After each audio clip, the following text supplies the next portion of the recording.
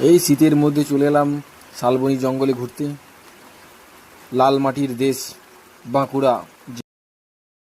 শাল গাছের নিচে কি রয়েছে? নাগ দেবতা।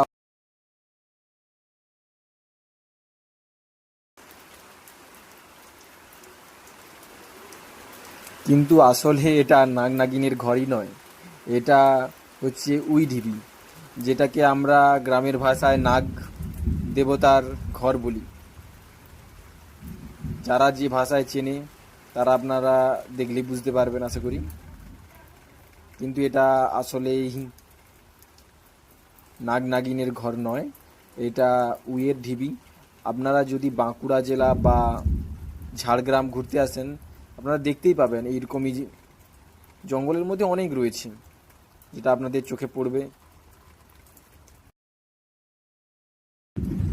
সামনে আমার মামা রয়েছে, যাচ্ছে সামনের দিকে গিয়ে।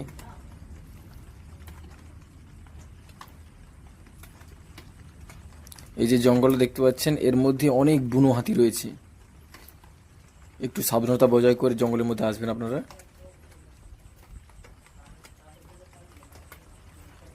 সে এখন বসে বসে খাচ্ছে, তাকে ডিস্টার্ব করা যাবে না।